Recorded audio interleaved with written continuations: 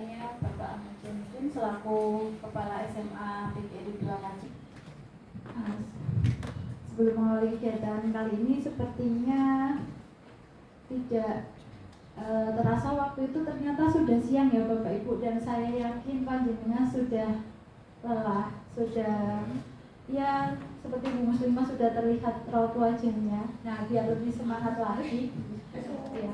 Yang saya hormati Bapak Ahmad Jamudin selaku Kepala SMA PGRI 2 Kacem, Bapak Ibu Guru SMA PGRI 2 Kacem, serta staf tata usaha yang saya hormati. Matur nuwun sangat sudah memberikan kesempatan kepada saya untuk melaksanakan desiminasi modul 1.4 yaitu budaya positif sebagai langkah dari aksi nyata saya sebagai calon guru penggerak angkatan 7 di Kabupaten Pekalongan.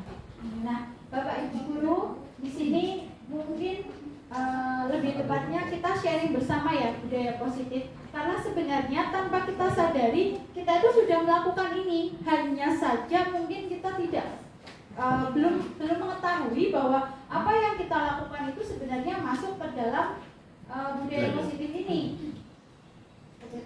Nah, mungkin sebelum saya memasuki budaya positif lebih jauh, ada yang punya gambaran atau apa yang pertama kali terbesit di benak Bapak Ibu mendengar kata budaya positif? Iya. Kebiasaan yang baik. Pak Mustafa. Ya, kebiasaan yang baik yang ada di sekolah. Apa Pak Mus? Kebiasaan yang baik yang ada di sekolah. Kebiasaan baik yang ada di sekolah. Oke. Yang lain mungkin Bu Ega, budaya positif itu yang bagaimana?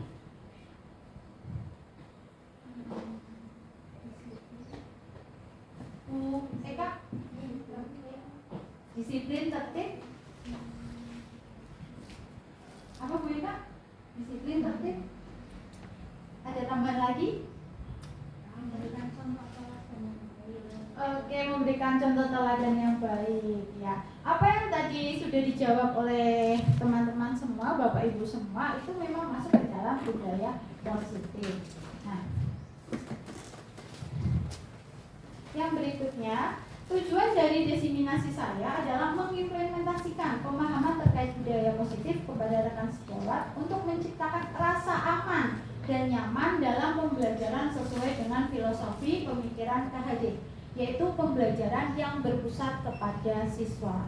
Yang tentunya saya yakin Bapak Ibu semua di sini sudah memahami tentang filosofi pemikiran KHD. Kenapa saya bisa mengatakan demikian? Karena kita semua sama-sama sudah sudah menyelesaikan PMM ya, platform Merdeka Mengajar. Di dalamnya kan sudah ada terkait dengan filosofi pemikiran KHD.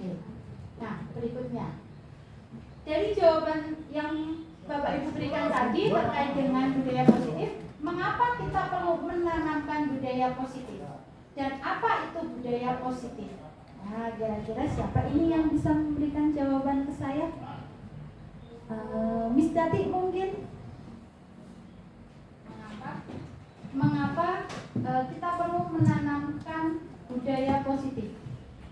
Mungkin untuk di lingkungan sekolahan itu sangat penting sekali, apalagi sebagai seorang pendidik itu berarti seperti yang disampaikan oleh Bu Indah, budaya positif itu kan kita memberikan contoh yang baik. Berarti kita sebagai tauladan, berarti mengapa kita melakukan seperti itu? Memang itu suatu hal yang wajib. Iya. Jadi harus dilaksanakan. Ya. Nah, berikutnya mungkin ada yang bisa memberikan jawaban selain dari Bu Susio. Mengapa kita perlu menanamkan budaya positif? Menanamkan budaya positif dari tingkat yang lebih menonjol bisa dimulai ya. Kalau menanamkan budaya positif dari tingkat yang lebih bawah itu bisa dimulai dari kita kalau ya kita kan sekarang sudah di SMA. Nah itu penanaman budaya yang positif yang paling awal yang Nah, apakah budaya positif itu hanya ditanamkan di lingkungan pendidikan? Tidak. Lantas budaya positif ini bisa ditanamkan di mana? Di mana saja bisa kita tanamkan ya. Nah, mengapa Kenapa kita perlu menanamkan budaya positif? Yang pertama, karena kita mempunyai visi. Saya yakin setiap orang pasti memiliki visi. Baik visi pribadi, kalau kita di sini di lingkungan pendidikan berarti visi pribadi adalah visi sebagai seorang guru, maupun visi sekolah yang harus kita wujudkan, ya kan? Saya yakin Bapak Ibu semua sebagai seorang guru pasti memiliki visi. Yang kedua adalah mengimplementasikan standar proses pada Standar Nasional Pendidikan pasal 112, yaitu pembelajaran yang berpihak pada murid, dan menumbuhkan motivasi intrinsik pada diri, baik diri murid maupun diri pendidik. Kemudian tadi saya juga sudah membahas mengenai bertanya apa itu budaya positif?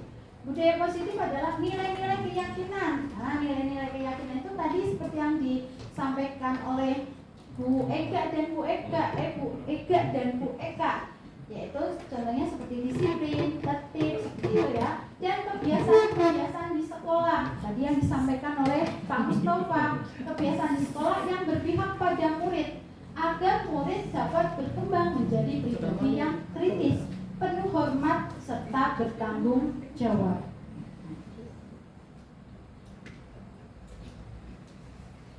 Yang berikutnya, konsep budaya positif. Ini yang akan kita bahas atau ini yang akan kita sharingkan bersama, yaitu yang pertama di konsep inti budaya positif itu kita akan bahas mengenai disiplin positif dan nilai-nilai kebajikan universal. Kemudian ada teori motivasi, hukuman dan penghargaan serta restitusi. Ada keyakinan kelas, ada kebutuhan dasar dan dunia berkualitas, kemudian 5 posisi kontrol serta segitiga restitusi. Adakah di sini dari kalimat yang saya cantumkan di sini atau kata yang saya cantumkan di sini ada yang asing untuk Bapak Ibu semua? Ada. Apa Pak Hafid? Restitusi. Oke, nanti akan kita bahas bersama Pak Agus ya.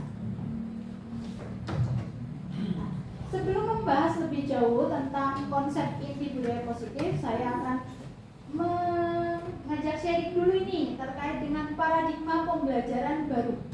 Bapak Ibu yang kalau mungkin yang baru seperti Pak Gofar, kemudian Pak Hafid kan baru mengajar ini ya. Mungkin yang sudah senior seperti Pak Hasibuan, Bu Indah, menurut panjenengan berbedakah kurikulum yang sekarang dengan kurikulum zaman dahulu waktu panjenengan baru mengajar pertama kali, Pak Has? Ada perbedaan. Kalau dulu itu lebih pada satu arah. Lebih pada satu. Ya, jadi dulu hanya sebagai transfer knowledge. Sementara yang sekarang itu ada dibalik-balik. Ada dua arah. Bahkan lebih banyak peran itu dilimpahkan kepada murid. Dulu hanya sebagai fasilitator. Ya. Yang kita kenal dengan istilah paradigma pembelajaran baru. Nah, pembelajaran yang di saat ini yaitu pembelajaran yang berorientasi pada penguatan kompetensi dan pengembangan karakter yang sesuai dengan nilai-nilai Pancasila, sesuai dengan kebutuhan murid. Nah, Bapak Ibu jangan disalahkan kebutuhan murid itu apa berarti? Apakah sama dengan kebutuhan saya sebagai seorang guru? Nah, nanti akan kita bahas bicaranya. Dan berpusat pada murid yang sesuai dengan pemikiran KHD. Di sini ada pengembangan karakter yang sesuai dengan nilai-nilai Pancasila, yaitu profil pelajar Pancasila yang ada di dalamnya ada beriman, apa saja, intak ya, kemudian berkebinekaan global yang saat ini proyeknya sebentar lagi akan kita mulai, kemudian bergotong royong, kreatif, bernalar kritis serta mandiri. Kemudian kita akan mencoba membahas mengenai miskonsepsi tentang teori kontrol. Selama ini saya contohkan ke diri saya sendiri. Sebelum saya mengenal tentang guru penggerak, sebelum saya mengikuti guru penggerak, terkadang dalam diri saya itu saya menganggap bahwa saya itu bisa mengontrol seorang murid. Buktinya apa? Ketika saya murid itu melakukan sebuah kesalahan, kemudian saya memberikan sebuah hukuman atau mungkin saya meminta mereka untuk melakukan apa, mereka menuruti itu. Nah, saya beranggapan bahwa saya sudah bisa mengontrol seorang murid. Apakah itu juga dialami oleh Bapak Ibu semua? Nah, ternyata hal tersebut adalah sebuah ilusi. Ilusi guru mengontrol murid, ilusi bahwa kritik dan membuat orang merasa bersalah dapat menguatkan karakter. Ilusi bahwa semua penguatan positif efektif dan bermanfaat. Ilusi bahwa orang dewasa memiliki hak untuk memaksa. Di sini berarti dalam lingkup pendidikan ya, orang dewasa yang dimaksud tentunya adalah guru maupun staf tenaga usaha seperti itu, karena yang berinteraksi dengan murid kan tidak hanya guru, tapi mungkin lebih banyaknya adalah guru. Dan ini adalah dianggap sebagai ilusi, karena mungkin, kenapa dikatakan ilusi? Karena sebenarnya pada saat murid tadi menuruti apa keinginan kita, belum tentu itu adalah hal yang realita yang muncul, yang asli timbul dari kesadaran atau keinginan murid sendiri, melainkan mungkin saja dia patuh terhadap kita karena ada rasa takut.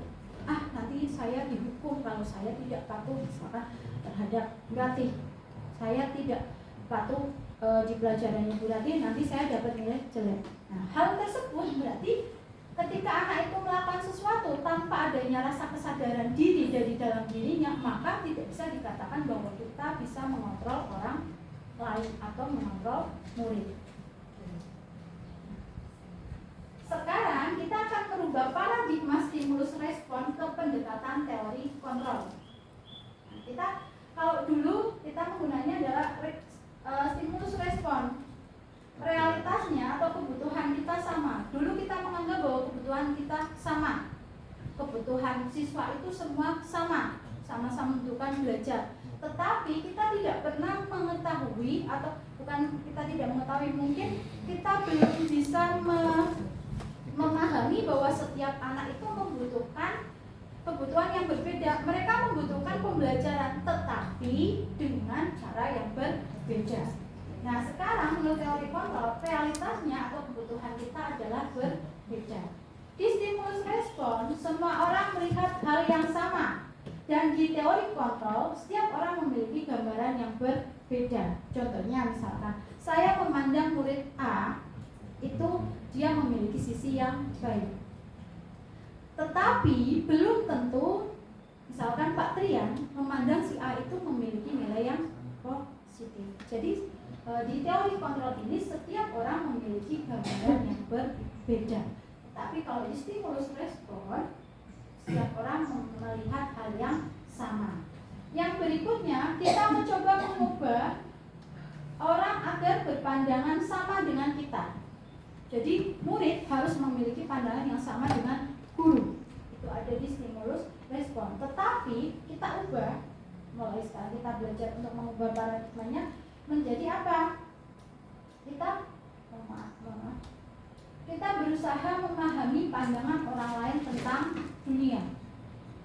Perilaku buruk dilihat sebagai suatu kesalahan. Di teori kontrol, semua perilaku memiliki tujuan. Jadi setiap anak melakukan tindakan ataupun perbuatan pasti memiliki tujuan. Sama halnya dengan kita.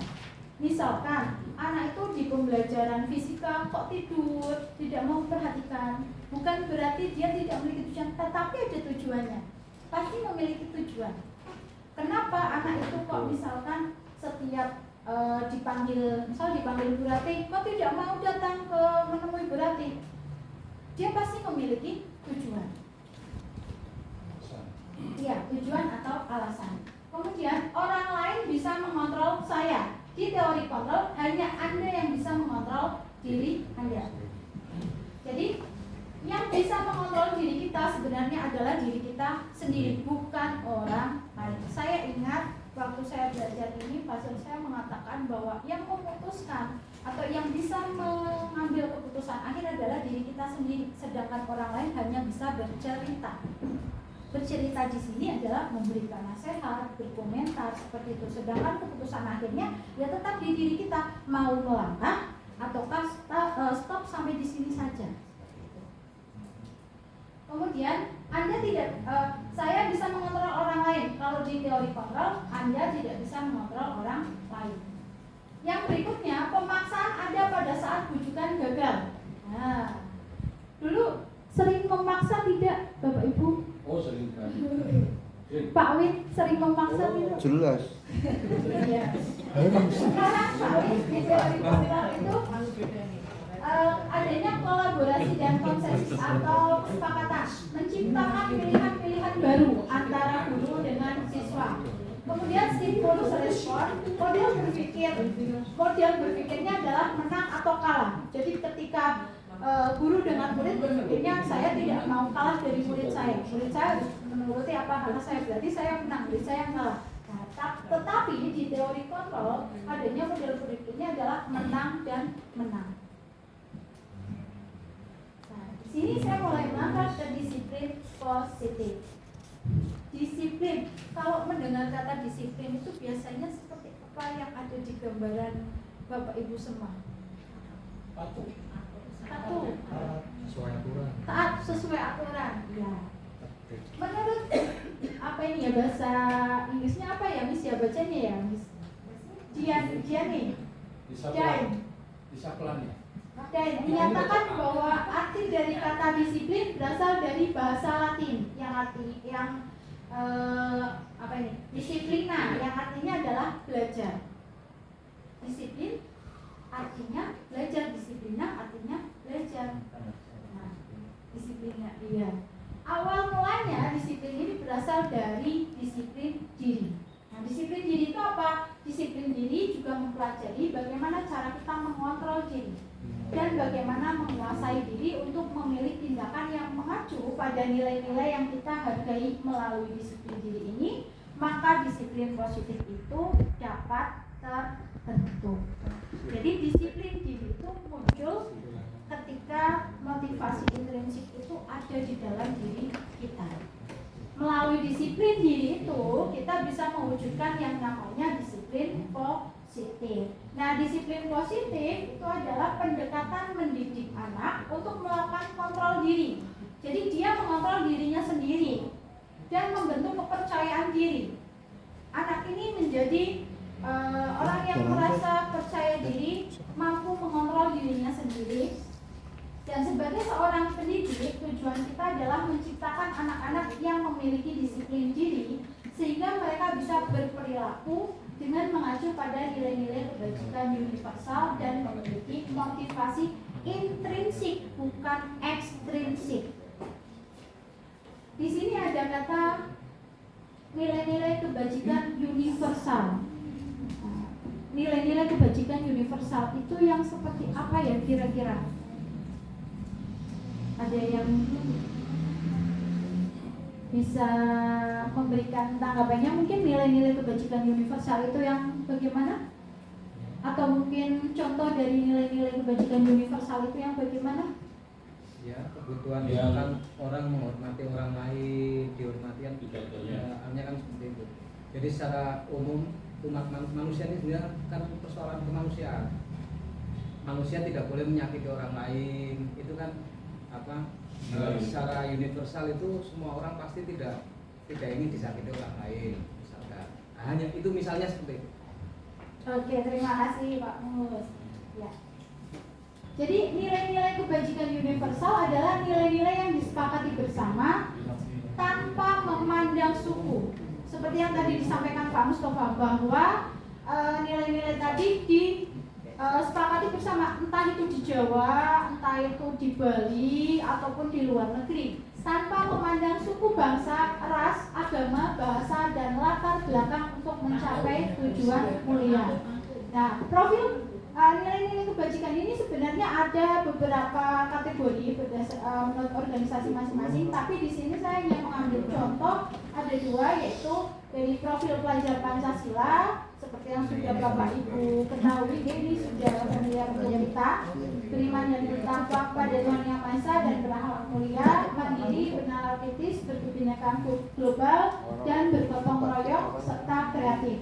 Dan yang kedua ada di IPO, Primary Youth Program, sikap murid seperti toleransi, kemudian seperti ada rasa hormat, integritas, saling mengenal menghargai, disiplin seperti itu juga masuk ke dalam nilai-nilai kebajikan.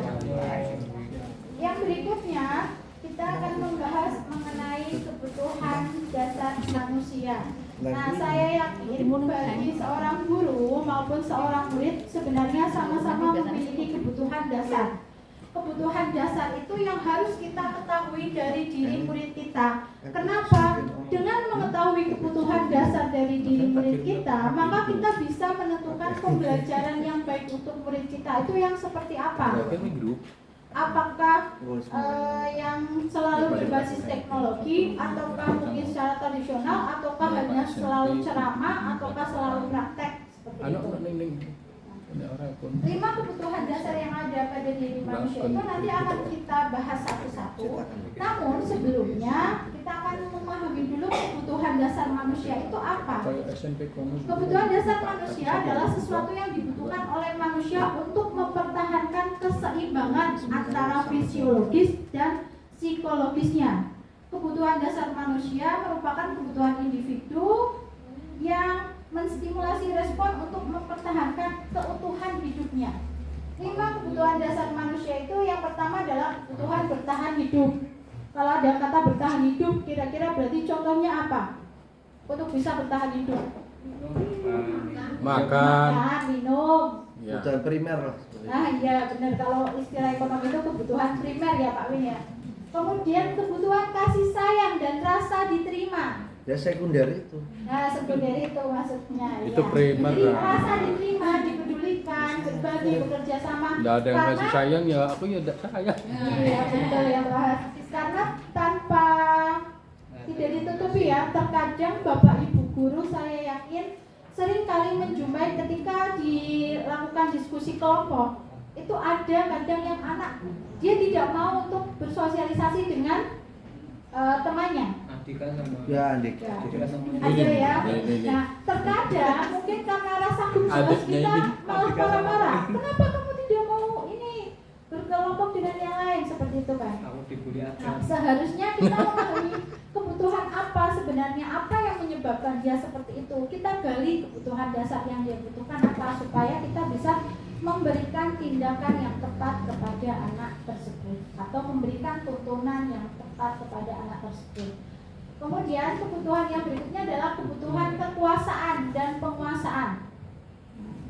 Meliputi harga diri. Nah, itu Pak Nah, Mus. harga diri. Keinginan Itu laki-laki banget itu. Iya, betul. Keinginan untuk dianggap. Nah, kebutuhan kekuasaan dan penguasaan ini dapat dipenuhi misalkan melalui kegiatan proyek seperti yang kita lakukan saat ini, yaitu proyek P5 ya, yang nanti hari Jumat insya Allah dia dilaksanakan bazar. Kemudian melalui JOPD dan tugas-tugas sekolah. Karena terkadang ada anak yang ingin saya sebagai pemimpinnya Bu. Mungkin tidak secara langsung dia mengungkapkan saya menjadi seorang leadernya, tetapi dari sikap perilaku dia kita bisa menganalisa bahwa dia memiliki kebutuhan penguasaan tadi, ingin menguasai atau ingin menjadi seorang penguasa. Ya itu Pak Mus, tangan besinya digunakan. Oh iya Pak Mus benar. Nah, Terus diganti kok saya ini. sudah diganti. Barang Yang berikutnya adalah kebutuhan kebebasan. Bisa menyong ya padahal Kebutuhan kebebasan ini kebutuhan untuk memilih dan membuat pilihan. Memilih dan membuat pilihan. Mengeksplorasi hal baru. Dan kebutuhan kebebasan ini dapat kita penuhi sebagai seorang guru kepada siswanya melalui penyediaan variasi pembelajaran yang berdiferensiasi. Artinya apa? Pembelajaran yang tidak hanya ceramah saja. Kalau 2 jam pelajaran disuruh ceramah terus, kan juga gurunya capek, muridnya juga sudah pasti Tidur. tidak, ya benar Pak Haja, tidur, tidak akan fokus lagi untuk mendengarkan. Tetapi ketika kita melakukan diferensiasi, ya, misalkan 15 menit kita lakukan ceramah tadi dengan pertanyaan-pertanyaan romantik. Yang berikutnya kita lakukan sesi diskusi melalui LKPD yang diberikan atau mungkin melalui praktik. Nanti setelah itu anak mulai dengan presentasi. Nanti setelah presentasi mungkin mereka harus membuat laporan. Nah, dari pembelajaran-pelajaran yang beragam seperti itu, maka kebutuhan kebebasan itu bisa kita penuhi seperti itu. karena tidak monoton hanya itu saja. Jadi ketika ada seorang anak misalkan atau murid itu kok di kelas hanya tiduran saja, diajar awet mau kok cuman dari saya masuk tak absen sampai saya waalaikumsalam kok cuma tiduran saja ya. Nah, bisa jadi dia menginginkan yang namanya kebebasan, dia malas dengan pelajaran saya. Kenapa? Karena mungkin kurang menarik. Seperti itu. Tapi kebalikannya mungkin malah menarik dengan tiduran. Nah, Sambil mendengarkan iya, musik Pak. gitu. Iya benar Pak. Kamu ini mah Nah, Laun Gusti Ratu bisa menolak. Iya. Kebutuhan kesenangan ini kadang itu ada siswa yang seperti ini. Ada yang siswa yang sukanya jahil. Mungkin kalau Bu Susi, Bu Muslimah di perpus kan sering ya ada anak yang jahil ya, Bu Susi ya. Ada yang suka ngumpetin buku atau mungkin pinjam buku tidak bilang seperti itu. Kemudian nanti Bu Mus dan Bu Susinya mulai panik mencari ini buku yang satunya di mana tadi dibaca tidak ada dan sebagainya. Mungkin ada siswa yang jahil seperti itu. Dia dari perilaku dia itu menunjukkan bahwa dia itu sebenarnya membutuhkan berkebutuhan ini kesenangan saja karena hanya ingin melihat orang lain panik. Kadang kan ada ya, mungkin tidak dijumpai di sini, ada di sekolah lain. Kenapa kamu kok suka membuli teman kamu itu? Saya suka aja lihat dia nangis. Ada Kayak Adam ya? juga mungkin ya. Ya kayak Adam sama Dika ya. Oh iya, nah itu kesenangan untuk dia. Iya, Adam sama Dika. Merupakan kesenangan tersendiri untuk dia. Dengan seperti itu kebutuhan kesenangannya bisa terpenuhi. Roti. Kebutuhan kesenangan itu dapat dipenuhi dengan menyediakan tantangan, dorongan, pembelajaran yang makna. Tantangan di sini bukan berarti ditantang. Kamu bisa nggak buat dia nangis? Bukan seperti itu ya. Tantangan untuk menyelesaikan pembelajaran atau menyelesaikan materi dengan langkah-langkah atau metode baru yang kita buat. Nah, yang selanjutnya adalah teori motivasi. Nah, ini yang tadi saya bahas ya Bapak Ibu terkait dengan teori motivasi. Motivasi perilaku seseorang bisa kita analisa. Terkadang anak itu melakukan perbuatan sudah pasti ada tujuannya. Nah, yang pertama, motivasi perilaku yang pertama bisa jadi untuk menghindari hukuman atau ketidaknyamanan. Jadi lebih baik saya memilih manut. Saya memilih manut saja sama Bu Muslimah biar saya diizinkan ke perpustakaan lagi. Saya bisa dengerin musik di perpustakaan. Kemudian bisa jadi mungkin saya manut sama Bu Lala biar nanti saya tidak dipanggil ke BK. Di depan Bu Lala saya manut, saya jadi anak yang patuh. Itu juga masuk ke motivasi perilaku untuk menghindari hukuman atau ketidaknyamanan. Yang kedua adalah motivasi untuk mendapatkan penghargaan atau reward dari orang lain. Mungkin ada atau mungkin dari diri kita sendiri. Kadang ke anak kita, kalau misalkan Dek nanti kalau kamu ranking 1 tak kasih hadiah, tak belikan sepatu baru. Nah, ada mungkin ya yang sudah punya Bapak Ibu di sini anaknya seperti itu. Nah, itu berarti motivasi yang ada di diri anak adalah untuk mendapatkan penghargaan atau reward dari orang lain. Yang ketiga adalah menjadi orang yang mereka inginkan dan menghargai diri sendiri dengan nilai-nilai merdeka, nilai-nilai yang mereka percayai. Jadi dia sudah sadar, saya belajar untuk apa? Saya mau jadi apa? Berarti saya harus bagaimana? Ketika itu sudah tumbuh dari diri anak, maka itu bisa dikatakan bahwa anak tadi sudah memiliki motivasi internal atau intrinsik seperti itu. Intrinsik. Ya, motivasi intrinsik. Jadi yang timbul dari diri dia sendiri, bukan dari luar. Sedangkan tadi yang motivasi saya manut sama Bu Muslimah supaya saya diizinkan ke perpus untuk mendengarkan musik. Itu berarti kan karena ada rasa takut dihukum seperti itu kan. Berarti itu maksudnya ke dalam motivasi eksternal, bukan kesadaran dari diri sendiri. Atau mungkin saya mau rajin, nanti kemudian bilang yang ranking 1 di kelas 11 MIPA dapat hadiah dari pujian. Itu berarti maksudnya juga motivasi eksternal. Dia mau berubah karena ada sesuatu yang berasal dari luar, dari bujukan dari luar, dorongan dari luar, bukan dari dalam diri dia sendiri. Sehingga itu dikatakan sebagai motivasi eksternal. Nah, menurut Bapak Ibu, kira-kira dari dua motivasi ini, motivasi mana yang sebaiknya dimiliki oleh seorang pendidik maupun seorang murid? Internal. Internal, kenapa Pak Hasibuan? Lebih membentuk kepada karakter. Lebih membentuk pada karakter. Jadi kesadaran jiwa.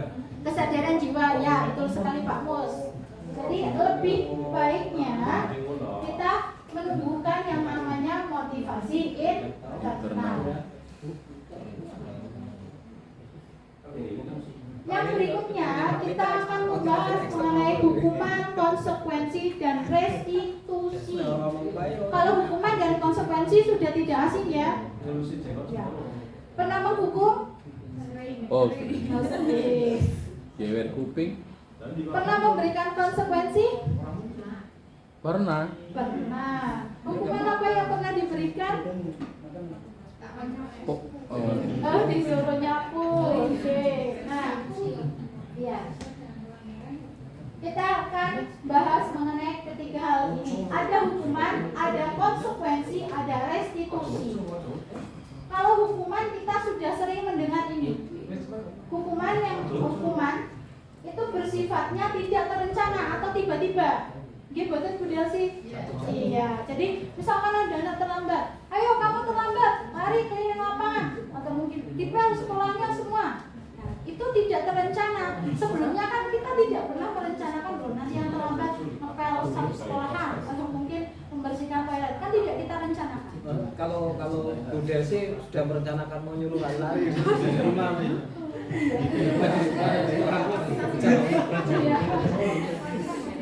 Ya, tidak ada konsep. Ya. Yang kedua, hukuman bersifat satu arah dari pihak guru yang memberikan dan murid hanya menerima suatu hukuman tanpa melalui suatu kesepakatan. Jadi kamu terlambat, kamu nyapu. Ya kalau bahasa Jawanya pokok men, seperti itu. Jadi hanya biasanya hukuman ini diberikan dari guru ke siswa tanpa ada kesepakatan dari keduanya. Yang berikutnya, hukuman yang diberikan bisa berupa fisik maupun psikis. Kalau fisik, kira-kira contohnya apa? tabok.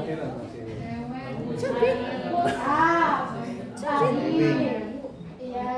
Kalau Disuruh psikis, ya ucapan, Awas kowe. ancaman. ucapan. Kowe nek bijine Ya. ora munggah kowe. Ya. Nah, ternyata Bapak Ibu dari Intimidasi. hukuman psikis yang kadang kita mungkin tanpa sadari terlontar ya. Nanti kalau kamu tidak mau nilaimu jelek, tidak tuntas KKM seperti itu, ternyata itu bisa membuat diri anak itu menjadi pribadi yang gagal, bukan yang berhasil. Baik fisik maupun psikis. Kenapa? Karena sudah pasti dia akan mengingat itu terus. Nah, apakah dari mengingat itu nanti ada efek jerahnya dia tidak mengulangi lagi? Belum tentu juga.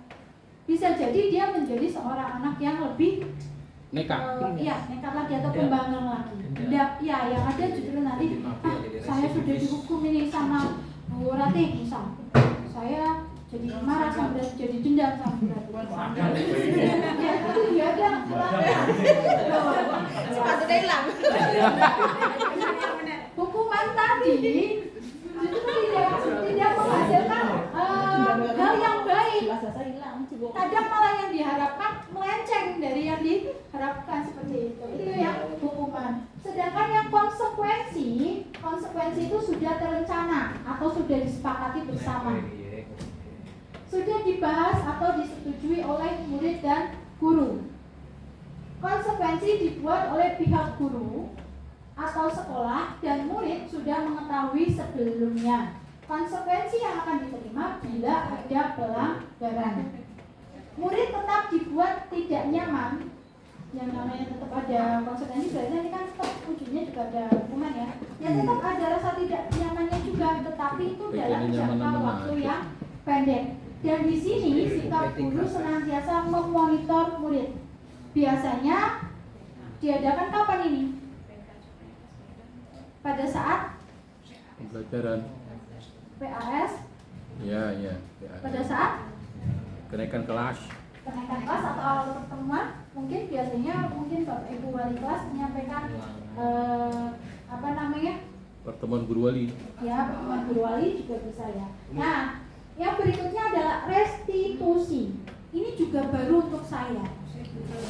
Awalnya saya tidak mengenal itu restitusi itu apa, seperti apa, dan bagaimana. Saya mengenal restitusi ini ya pada saat saya mulai pendidikan di guru penggerak ini. Sebelumnya saya belum mengenal tentang restitusi. Ternyata yang namanya restitusi itu adalah proses menciptakan kondisi bagi murid untuk memperbaiki kesalahan dia. Jadi di sini tidak ada ancaman, tidak ada tekanan ataupun intimidasi. Salah satu. Restitusi juga merupakan proses kolaboratif yang mengajarkan murid untuk mencari solusi untuk mereka mengatasi masalahnya sendiri. Jadi si murid itu dengan bimbingan guru berkolaborasi bersama untuk menyelesaikan masalah mereka, sehingga timbul yang namanya nilai bertanggung jawab. Anak menjadi lebih bertanggung jawab. Selain itu, di restitusi itu membantu murid berpikir tantangan membantu murid berpikir tentang orang seperti apa yang mereka inginkan. Mereka ingin menjadi orang yang bagaimana, dan mereka harus memperlakukan orang lain itu seperti apa. Saya mau menjadi orang yang bagaimana, dan saya harus memperlakukan orang seperti apa supaya saya bisa menjadi yang saya inginkan. Saya yakin meskipun murid itu kita cap, kita kenal dengan anak yang suka bolos, atau mungkin masuknya terlambat, atau mungkin terlambat dalam mengerjakan tugas ataupun lainnya, sudah pasti setiap murid itu memiliki keinginan untuk menjadi pribadi yang lebih baik, memiliki sebuah cita-cita yang baik. Oke. Berikutnya di sini saya memiliki contoh. Ada 3 contoh. Kita akan bedakan mana konsekuensi, mana hukuman. Yang pertama, mencatat 100 kali di dalam buku kalimat "saya tidak akan terlambat lagi" karena terlambat ke sekolah. Jadi anak terlambat datangnya, terus disuruh menulis di buku, "Saya tidak akan terlambat ke sekolah." Nah, itu masuk ke konsekuensi atau masuk ke hukuman? Masuk ke yang hukuman. Berapa orang? 1, 2, 3. Contoh pertama, kamus hukuman atau konsekuensi? Konsekuensi. Hukuman. Oke. Ya. Jadi mencatat 100 kali di dalam buku kalimat "saya tidak akan terlambat lagi" karena terlambat ke sekolah, dia masuknya ke konsekuensi, bukan hukuman. Karena itu berjalan dari 2 orang. Kenapa kamu terlambat? Dia melakukan itu karena ada rasa sadar bahwa dia sudah terlambat ke sekolah. Tetapi yang bawahnya lari keliling lapangan 2 kali karena terlambat. Itu jelas hukuman. Itu jelas hukuman. Karena ada iya sama Pak, kaki diangkat 1, telinganya dijewer di depan kelas 2 jam pelajaran, itu berarti apa? Hukuman.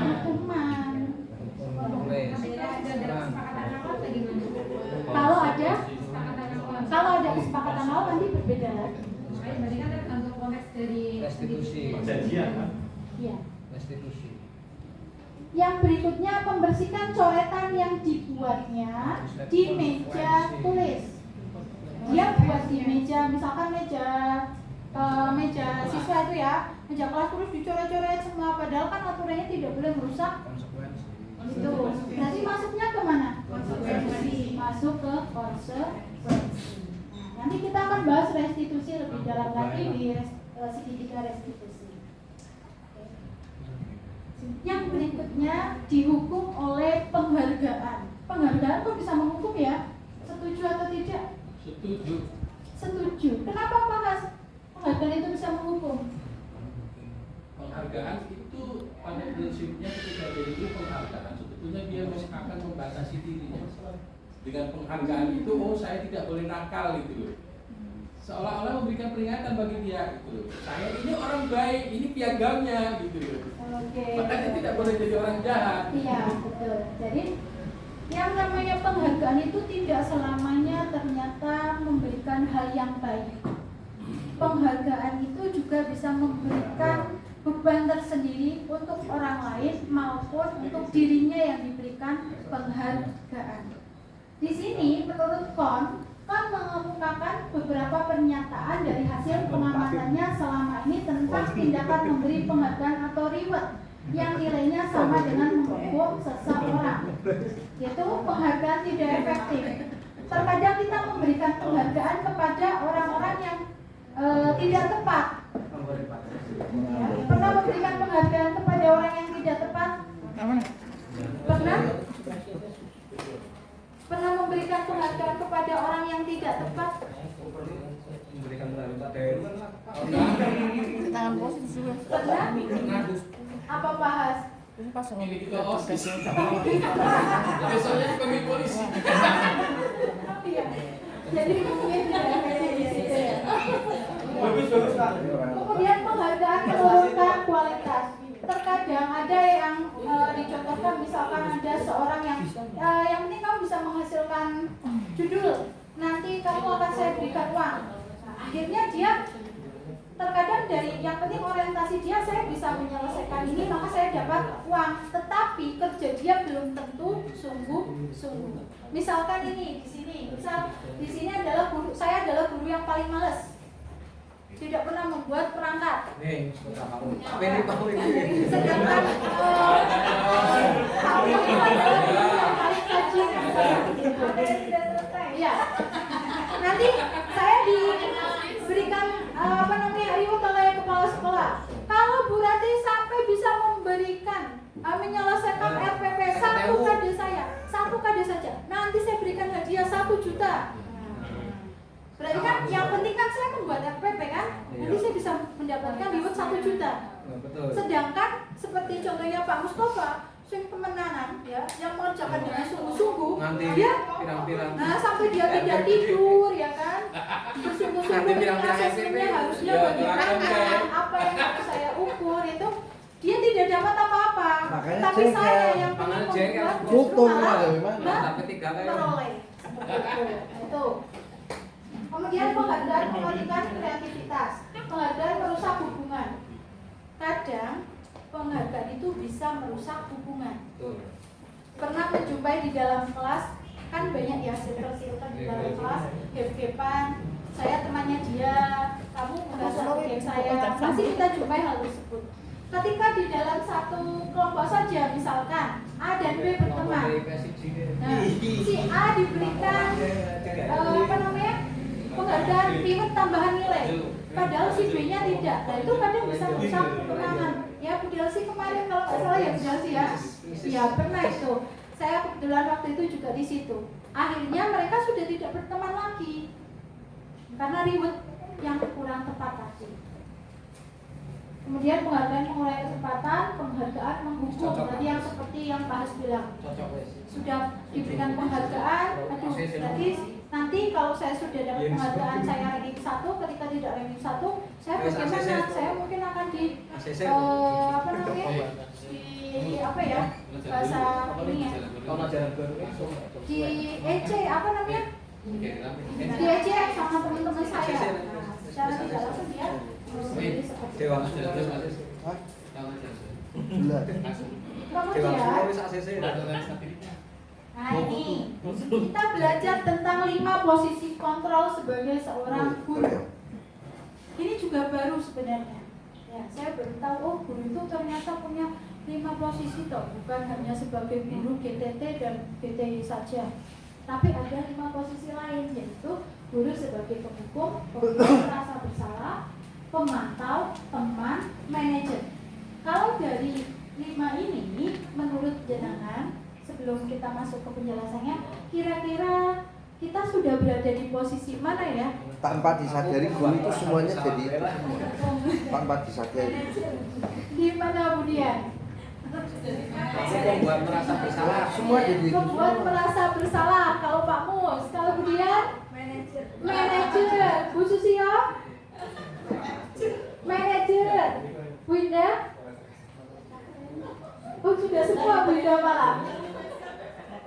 Bu Indah sini sebagai musuh ya. Bu Ibu. Kadang-kadang yang semua sudah. Oh kadang-kadang semua juga. Oke. Kenapa bisa mengatakan bahwa saya sebagai manajer, saya sebagai pembuat rasa bersalah?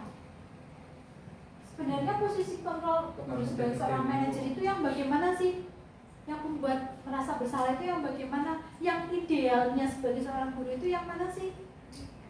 Ya guru sebagai pengatur. Guru sebagai pengatur.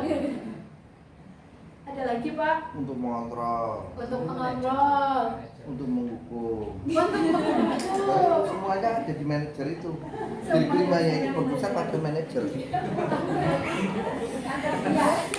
hebat sekali. Ada tambahan atas idenya, gagasannya. 5 posisi kontrol ini yang Dengan menjualan tidak materi terasa gratis. sebenarnya mungkin kita sudah lakukan. Tetapi mungkin yang posisi manajer ini jarang sekali kita lakukan. Kalau Bu Ayu sendiri, kira-kira yang mana Bu Ayu? Pemantau naik di sini. Pemantau ora. Yang mana Bu Ayu? Masih pemantau. Masih pemantau. Kalau Bu Jelsi? Saya pemantau teman. Oh, pembuku dan teman. Alhamdulillah ada yang temannya. Iya. Kalau menghukum jelas, semuanya sudah mengetahui ya. Berarti guru itu bagaimana? Dia memberikan teman. Jadi ada anak melakukan kesalahan sedikit, tidak langsung ditanya, mengapa kamu terlambat? Enggak, kamu terlambat. Terus terus kali. Nah, langsung ya. Tanpa mau tahu apa alasan dia terlambat. Kenapa dia tidur di kelas ketika pelajaran? Kenapa dia malas-malasan di kelas ketika pelajaran?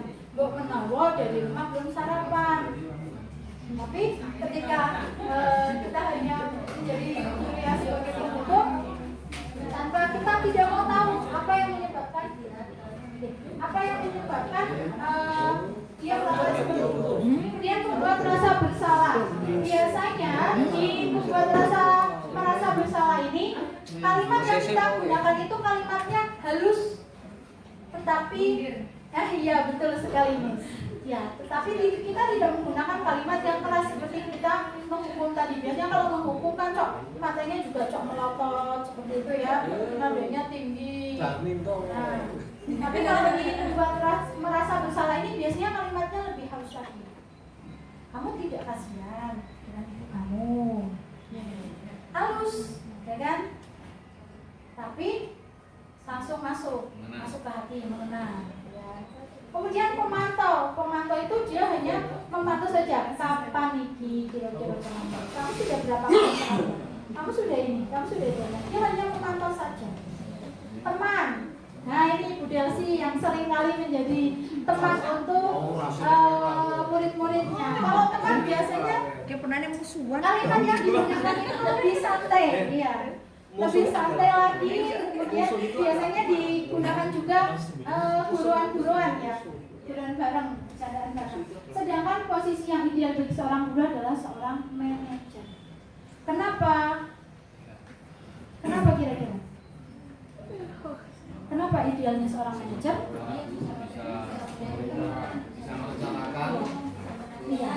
Iya. Karena di sini guru tidak lagi menyalahkan murid begitu saja, tetapi bersama-sama dengan murid menyelesaikan permasalahan yang ada sebagai bahasa Inggrisnya coaching ya, coach bagi muridnya. Dia membantu murid untuk menyelesaikan permasalahan, tetapi murid sendiri yang menentukan, dia hanya mengarahkan saja. Misalkan, kamu terlambatnya kenapa? Saya bangunnya kesiangan. Kenapa bangunnya kesiangan? Semalam saya tidurnya kemalaman. Harusnya bagaimana? Tidak langsung, bos nanti kayak gitu, harusnya Nah, itu Adam namanya.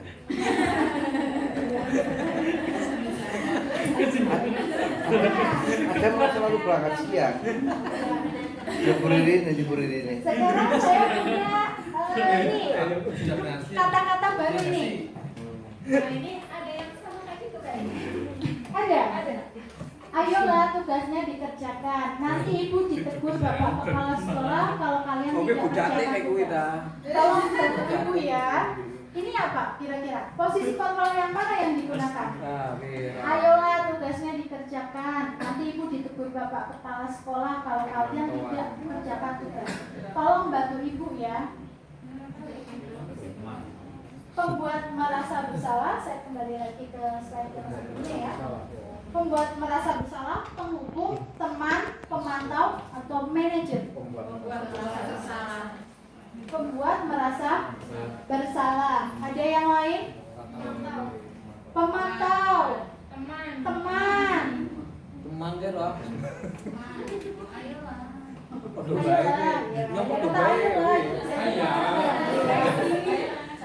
Ayolah bantu ngoreksi. Ayo kuy.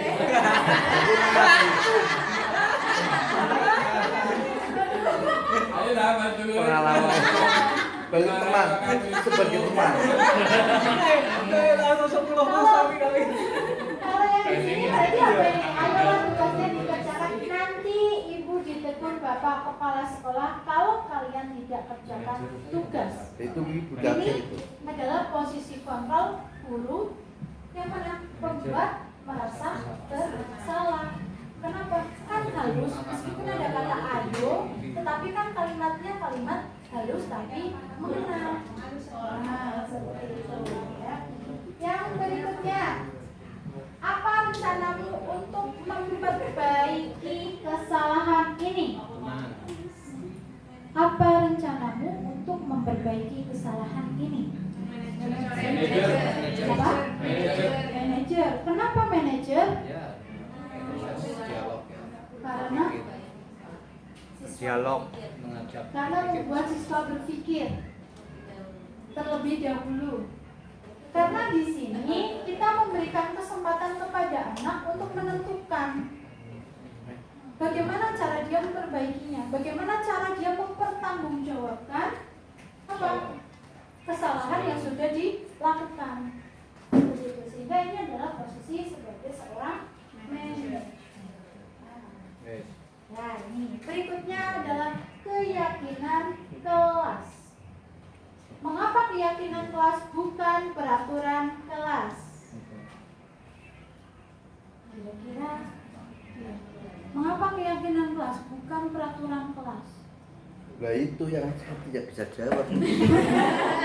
Pak Awin belum bisa menjawab. Kira-kira ada tidak teman di sini yang bisa menjawab? Mengapa keyakinan kelas bukan peraturan kelas?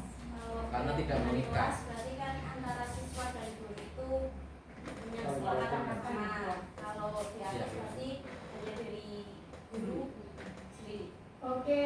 Satu arah. Satu arah. Oke, hebat sekali Bu Lala ya, luar biasa. Jadi mengapa ya guru TK stop. Mengapa keyakinan kelas bukan peraturan kelas? Seperti yang tadi sudah kita bahas, bahwa yang namanya peraturan kelas seringkali dibuat hanya satu arah. Sudah ditentukan peraturan di sekolah ini apa? Masuk jam 07.00 WIB. Kemudian misalkan menggunakan seragam sesuai dengan hari yang sudah ditentukan.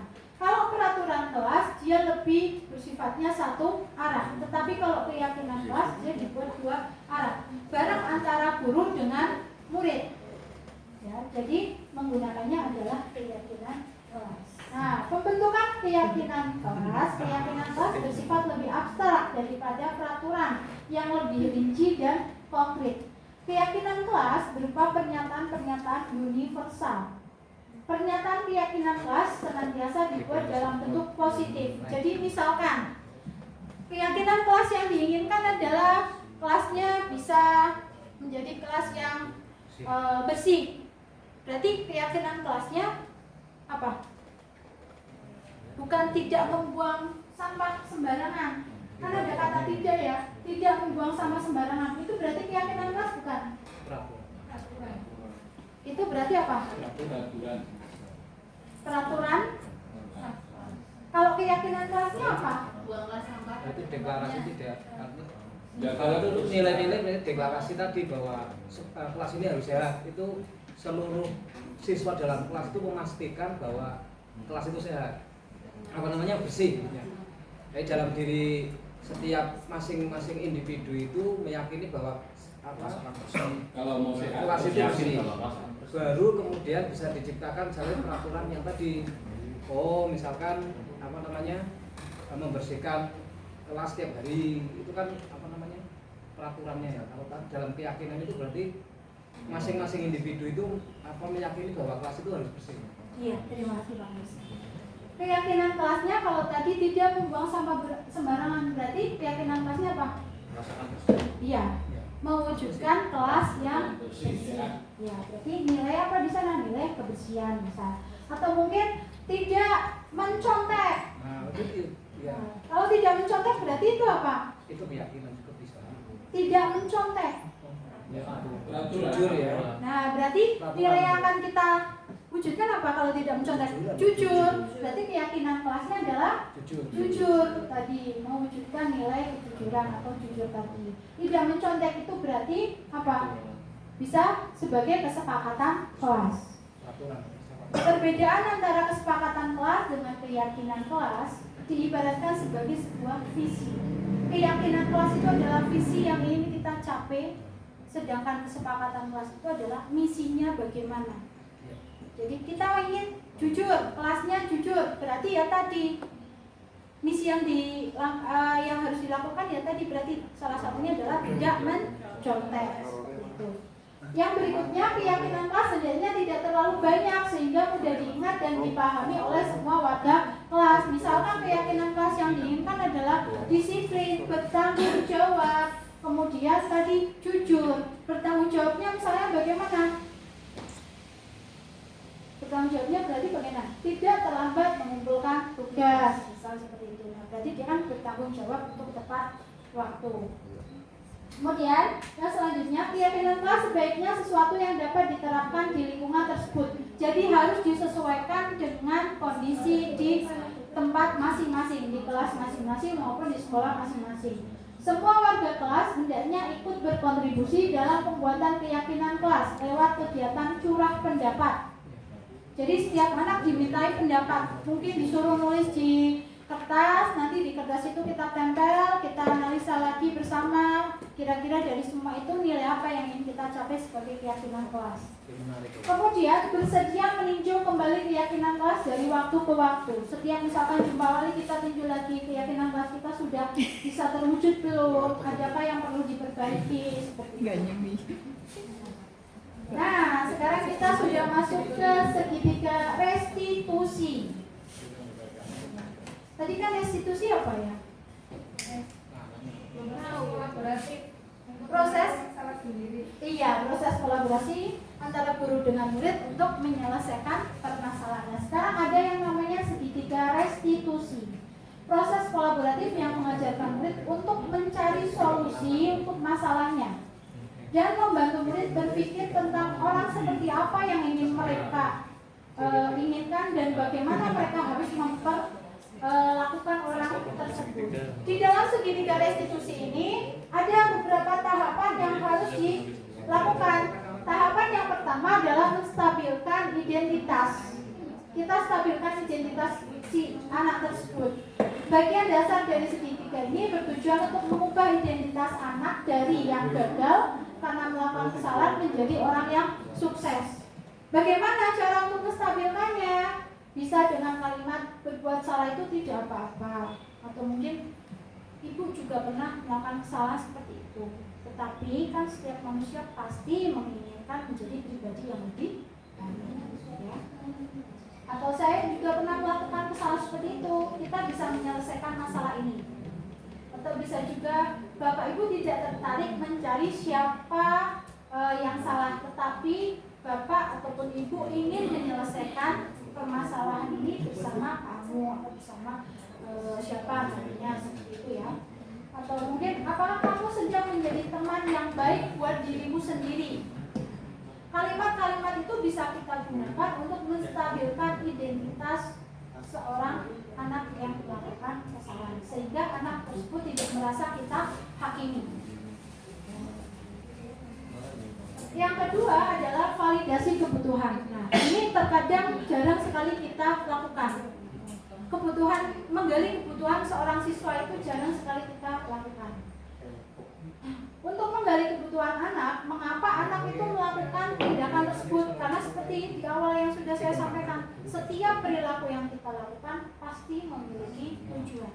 Baik guru maupun siswa pasti memiliki tujuan. Nah, kalimat yang bisa kita gunakan di validasi kebutuhan ini, yang pertama adalah padahal kamu bisa melakukan yang lebih buruk dari ini ya. Atau kamu pasti punya alasan mengapa melakukan hal itu. Kamu patut bangga pada dirimu sendiri karena kamu telah melindungi sesuatu yang penting buat kamu. Kamu boleh mempertahankan sikap itu, tapi kamu harus menambahkan sikap yang baru. Kadang kan ada ya anak yang dikasih tahu tetapi masih diceritain kali masih tetap kekeh seperti itu. Nah, diberitain. di validasi kebutuhan ini kita mulai menggali kira-kira seperti apa sih kebutuhan dasar yang sebenarnya si siswa ini butuhkan. Tapi bukan dengan menanyakan kamu butuhnya apa. Kalau ditanya kamu butuhnya apa, saya butuhnya jajan bu, saya butuhnya pulsa, meja. Ya. Yang berikutnya adalah menanyakan keyakinan. Nah, ini keyakinannya adalah keyakinan kelas yang dibuat. Mengingatkan kembali keyakinan yang telah dibuat dan sudah sesuaikan atau belum. Bisa dengan menggunakan kalimat apa yang kita percaya sebagai kelas atau keluarga, atau apa nilai-nilai umum yang kita telah sepakati bersama, apa bayangan kita tentang kelas yang ideal, atau kamu mau jadi orang yang seperti apa. Itu bisa kita lakukan di menanyakan keyakinan ini. Nah, kita sudah sampai di penghujung kegiatan yaitu penutup. Di sini saya mengutip kalimat dari Andrea Giranata. Kenal Pak Trian dengan Andrea? Andrea Giranata kenal Pak Trian? Semua kenal. Saatnya yang lebih membuat murid gembira selain berhasil mempelajari sesuatu. Benar tidak Bapak Ibu? Benar. Dan tak ada yang membuat seorang guru gembira selain menemukan cara untuk mengajari muridnya. Berkolaborasi bersama menuju sukses bersama. Oke, sebelum saya tutup kegiatan hari ini, adakah yang ingin bertanya mungkin Bapak Ibu? Saya berarti Iya. bagaimana cara menumbuhkan motivasi internal? Motivasi internal atau intrinsik Ibu? Internal itu berarti yang dari luar, berarti dalam diri. dari dalam diri. Ya. Untuk menumbuhkan motivasi internal itu sebenarnya bisa kita lakukan dengan cara yang jelas itu di sini adalah yang harus digarisbawahi, butuh yang namanya komunikasi. Di awal pembelajaran atau di awal ajaran baru seharusnya menurut saya itu kita melakukan komunikasi dengan murid kita. Kita berikan mereka suatu ruang untuk mengungkapkan seperti apa sih pembelajaran yang kamu inginkan. Suasana yang bagaimana yang kamu inginkan di sekolah, yang kamu inginkan di dalam kelas atau mungkin di dalam pelajaran saya. Nah, dari ungkapan-ungkapan itu nanti akan muncul yang namanya kesepakatan kelas.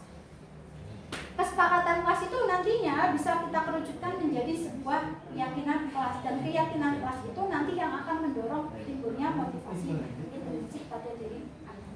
Menurut saya seperti itu. Ada lagi? Ini di luar Bu Ratih ya. Mungkin di luar apa namanya, tapi ada kaitannya tadi persoalan keyakinan dan apa tadi, hukuman yang ada di kelas itu. Iya. Keyakinan kelas dan hukuman. Iya. Dan peraturan nih kalau salah. Iya, iya. Ini ada kaitannya dengan kita semua di sini. Saya tadi kan kalau skupnya kan kecil kelas, kita coba angkat skupnya sekolahan ya kan. Ini kan sama kalau kita lihat. Visi kelas tadi ada masalah sekolah bersih misalkan. Sekolah bersih apa namanya? Kelas bersih. Kemudian apa tadi, keyakinan anaknya seperti itu, kemudian kita angkat sebagai misalkan di sini kita kan tidak pernah membuat keyakinan bersama tentang sekolah ini ya. Ibaratnya sebagai visinya sekolah itu kan kita tidak menjadikan bahwa visi sekolah itu sebagai keyakinan bersama. Karena mohon maaf mungkin yang bikin 5 orang atau 3 orang atau 1 orang gitu kan ya. Akhirnya visi sekolah, mimpi sekolah itu tidak pernah menjadi keyakinan bersama. Bahkan akhirnya rumusan misinya ambiar kan gitu ya. Ya akhirnya nanti coba ke depan ini semua teman-teman semua bisa merumuskan keyakinan bersama SMA PGRI 2 Kajen, agar nanti ke depan SMA PGRI 2 Kajen itu menjadi sekolah yang ya silakan sesuai dengan keyakinan bersama di sini lah. Ya, yang itu nanti pada implementasinya juga akan mudah diterapkan. Kalau gini mungkin kita punya visi tapi kita mau melaksanakan misinya bagaimana, wong nggak tahu mimpinya juga seperti apa, keyakinan bersamanya seperti apa, yang akan kita lakukan juga seperti apa. Mudah-mudahan ke depan dengan pemahaman tadi yang sudah disampaikan Bu Ratih, ke depan nanti keyakinan bersama itu bisa terimplementasi di sini, bisa mengarah kepada tujuan yang ingin dicapai SMA PGRI. Ini ada lumayan tadi ada pencerahan. Ya, matur nuwun Pak Presiden. Jadi memang yang namanya visi itu harus dipahami oleh semua warga sekolah. Kenapa? Karena visi itu dibuat bersama dan visi sebaiknya tidak terlalu panjang. Kenapa? Karena kalau terlalu panjang kita juga mengingatnya susah. Dan harusnya visi itu selalu kita sosialisasikan dan ditinjau ulang. Apakah visi ini bisa saya gunakan untuk tahun-tahun berikutnya? Nah di sini ada saya memutarkan Pak Kris bisa membantu saya. Ya sini gara-gara Pak Kris itu yang jelas. Di sini saya mencoba memutarkan sebentar Pak, yaitu video restitusi segitiga yang sudah saya laksanakan bersama salah satu siswa kita juga. Ini video penyelesaian permasalahan itu di penerapan segitiga restitusi.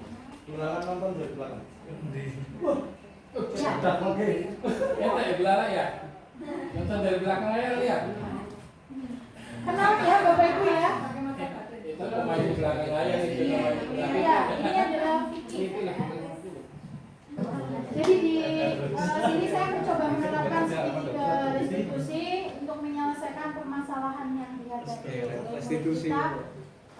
Vicky itu terkait dengan beberapa nilai dia yang ada yang tidak tuntas serta terlambat ketika masuk kuliah. Oke, Bapak Ibu mungkin bisa percepat ya. Nah ini ada kondisi instabilitas identitas karena di sini ada 2 kasus yang diselesaikan. Nah, di sini menanyakan keyakinan karena di sini saya mencoba menerapkan bahwa saya sebagai kualifikasi.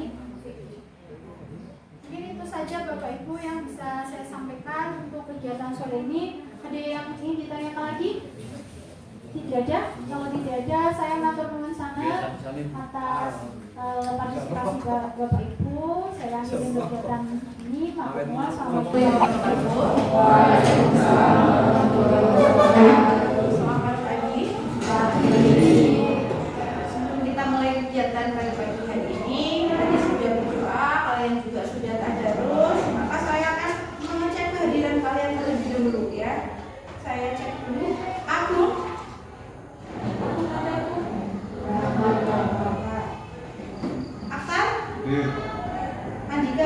Angga? Oh, Angga tadi ya? Sakit kok, Mas. Bayu? Enggak berangkat? Kenapa? Gaji? Enggak. Dan Minto? Bella? Dimas? Tito? Uta? Eli? Safir? Denda? Lulu? Lutfia? Sakit? Mandala? Naila? Nurdino? Nurman? Oki? Ria? Rizky? Salsa? Saras? Sekar? Sini? Tasa? Liza? Zalfa? Oke, ini hadir ada 3 orang. Nah, sebelum kita mulai kegiatan pembelajaran untuk hari ini, maka terlebih dahulu saya akan mengajak kalian untuk membuat sebuah keyakinan kelas. Keyakinan kelas itu apa sih? Keyakinan kelas itu adalah lebih cenderung ke nilai-nilai kebajikan apa yang ingin kita capai di dalam sebuah pembelajaran. Ya, khususnya di pembelajaran kita yaitu pembelajaran fisika. Nah, keyakinan kelas itu bisa kita wujudkan melalui sebuah kesepakatan kelas. Yang namanya kesepakatan berarti tidak hanya dibuat oleh saya, tetapi dibuat juga oleh kalian. Di dalam kesepakatan kelas nanti dibuat secara secara musyawarah bersama. Kalian ungkapkan kesepakatan apa yang ingin kalian capai untuk mewujudkan nilai-nilai kebajikan tadi. Nah, untuk menuju ke sana, saya akan bertanya dulu ke kalian. Kira-kira di semester 1 kemarin sudah dapat rapot ya? Sudah puaskah dengan nilai yang kamu peroleh? Belum. Berarti ada keinginan untuk lebih baik lagi tidak? Ada. Untuk mewujudkan keinginan yang lebih baik lagi, berarti kita membutuhkan kondisi pembelajaran yang lebih efektif lagi, lebih efisien lagi, lebih baik lagi. Nah, untuk mewujudkan hal itu, maka berarti ingin tanya, kira-kira untuk bisa mewujudkan hal itu, kondisi pembelajaran seperti apa yang kamu inginkan? Saya tanya ke siapa ya? Salsa.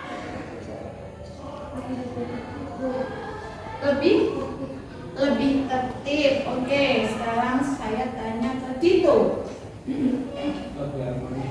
Lebih harmonis. Sebelumnya belum harmonis berarti ya. Terus ke Dela. Lebih disiplin. Oke. Nah, tadi dari yang diungkapkan beberapa teman kamu terkait dengan suasana kelas yang lebih diinginkan lagi. Sekarang berarti akan membagikan kalian notes ya, kertas. Nanti silahkan kamu tulis kira-kira kesepakatan kelas seperti apa yang ingin kamu capai. Kamu tuliskan di sini ya. Satu anak tidak perlu banyak-banyak, sekitar 2 atau 3 saja boleh. Yang sudah selesai bisa langsung ditempel di sini. Bisa langsung ditempel di sini. Nanti ditempel jejer ya. Bisa dibantu sampai sini? Bisa. Oke, ada yang bisa bantu saya, teman-teman? Minta tolong bantu saya untuk membagikan satu anak satu ya. Langsung ditulis.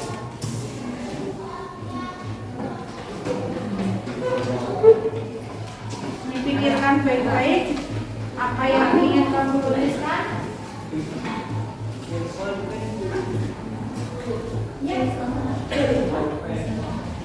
Nulis kamu nggak usah dituliskan nama ya.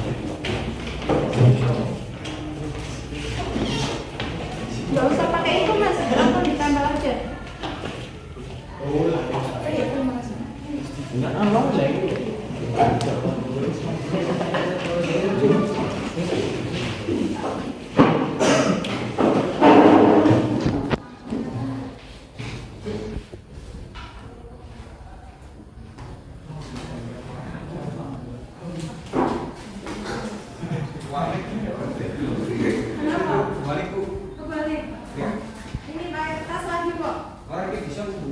Bisa. Ya.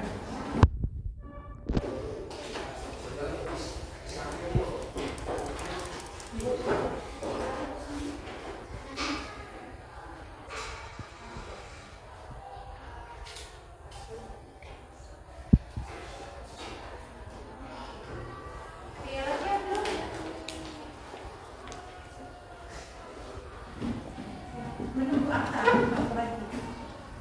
Sudah, oke. Akta. Paling ya, itu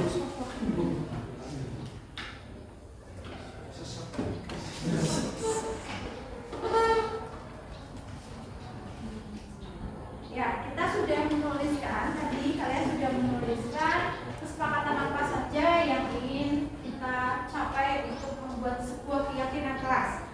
Saya akan memindahkan tulisan kalian di sini, akan saya pindahkan ke papan sebelahnya untuk menentukan keyakinan kelas seperti apa. Nanti setelah saya pindahkan, maka kita akan mendapatkan nilai-nilai kebajikan apa yang ingin kita capai di dalam keyakinan kelas itu. Nah, nanti selesai kita sudah mendapatkan itu, maka nanti saya akan meminta untuk dibuatkan, kita membuat di kertas buffalo ya, yang tebal ya, menuliskan keyakinan kelas itu dan kita tempelkan di kelas supaya kalian selalu ingat bahwa di dalam pelajaran fisika ada keyakinan kelas nilai-nilai kebajikan yang ingin kita capai. Bisa dipahami ya? Saya mulai sekarang. Yang pertama, selalu datang tepat waktu. Bisa disepakati? Bisa, oke. Saya pindah. Lebih tertib dalam pembelajaran. Sepakat? Sepakat.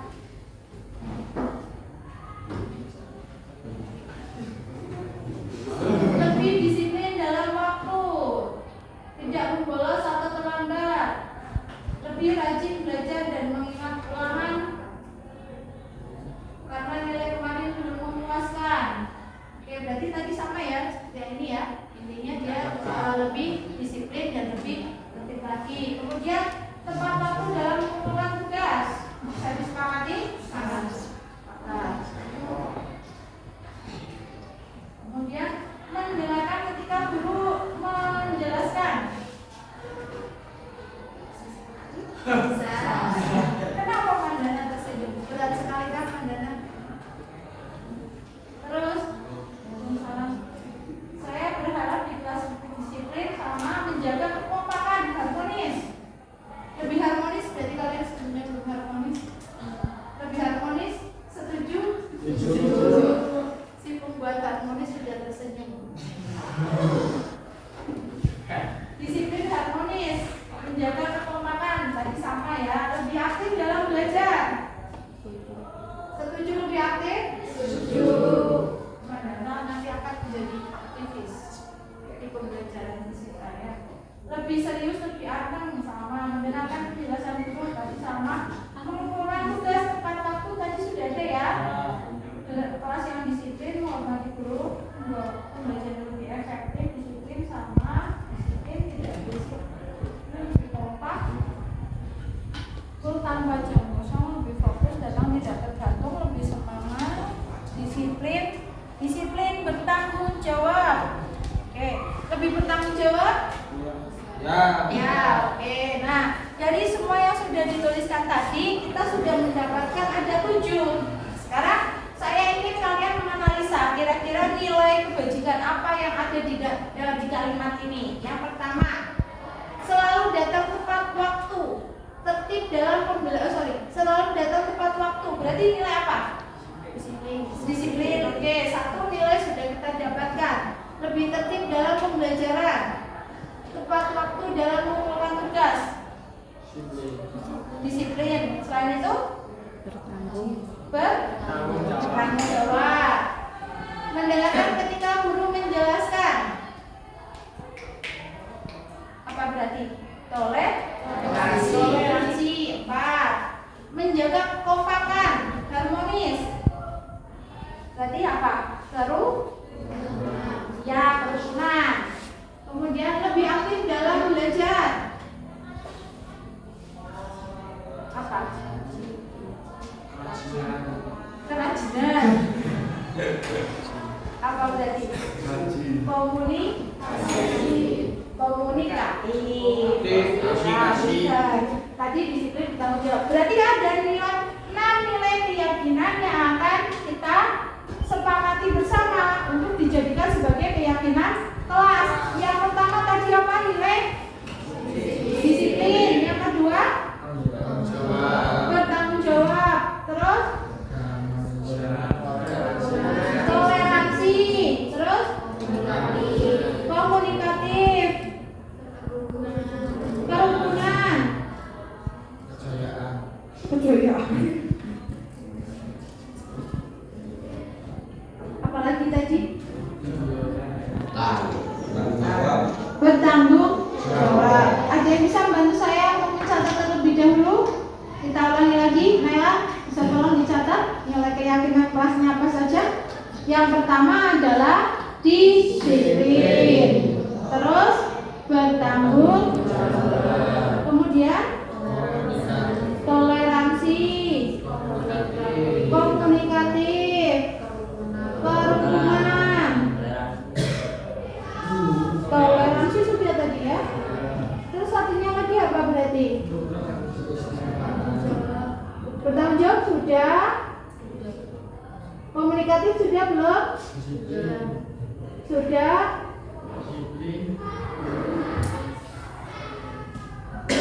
Apalagi tadi?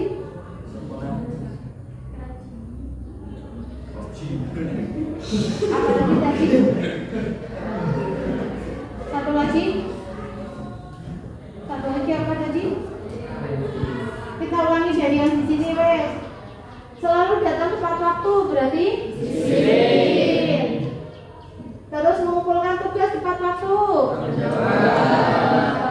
Mendengarkan penjelasan guru atau teman yang sedang